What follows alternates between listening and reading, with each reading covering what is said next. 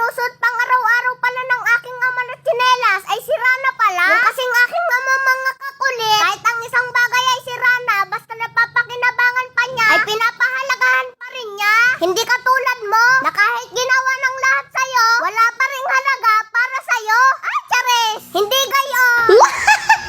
Charot! Kaya naman, nung nakita kong sira yung tsinelas niya, agad ay pinuntahan ko yung aking alikansya. Kaya naman ako'y may alikansya, mga kakulit. Yung binibigay sa akin na pang araw-araw na baon ni Lula, ay inuuhulog ko na lang sa alikansya. Dahil hindi ko naman kailangan magbaon ng pera, kasi may baon na akong mga pagkain. Sa mga kakulit, bibilhan natin si Papa ng tsinelas, pero hindi niya alam. Dahil ang tsinelas niya, ito nangangana, gutom na. Kaya naman nga naman ering tsinelas ng aking ama, na kahit hindi nakain ay laging nakanganga. Ay, charot! Kaya naman, nung bumawas ako sa pera ng aking alakansya, agad ay sinukatan ko yung tsinelas ng aking ama. At nang matapos ko nang ang sukatan ay pumunta na agad ako kay Tito Ka-Dreamer. Dahil magpapasama ako sa kanya sa pagbili ng tsinelas ng aking ama. Tapos, nung maipakita ko nga kay Tito yung tsinelas ng aking ama, ay sobra siyang natawa. Dahil bukod sa may pintura na nga, ay nakanganga pa. Kaya naman, niloko pa ako ni Tito Ka-Dreamer. Sabi niya, ay baka naman nagugutom Toto, ay pakainin mo muna. Ay, charot! Kaya naman, nung makapagsabi ako kay Tito, ay agad niyang sinamahan ako para ihatid sa puso mo.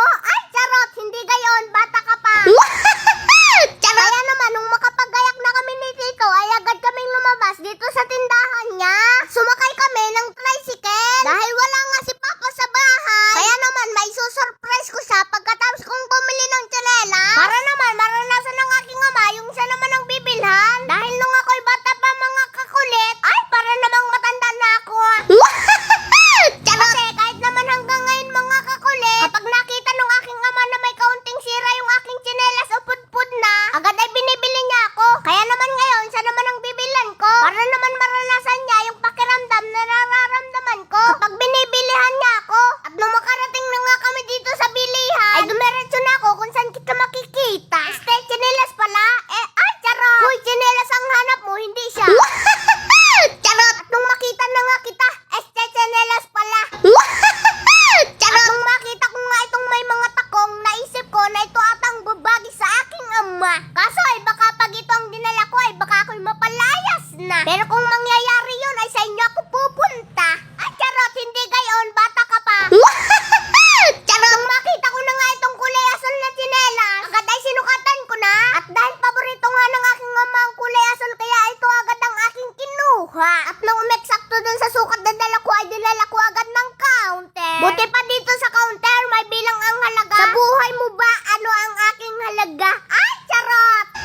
Charot! At nung makabili na nga ako agad ng tsinelas ng aking ama, ay sumakay na agad kami sa tricycle. Habang nga kami nakasakay dito, ay piniplex ko tong binili ko. Nasa sobrang tuwa ko na ngayon ko lang nabilhan ng ganito ang aking ama. Na ngayon ko lang din malalaman kung ano ang kanyang madarama. Di kagaya ng pag-ibig mo sa akin na wala ng gana. Ay, charot! Hindi gayon!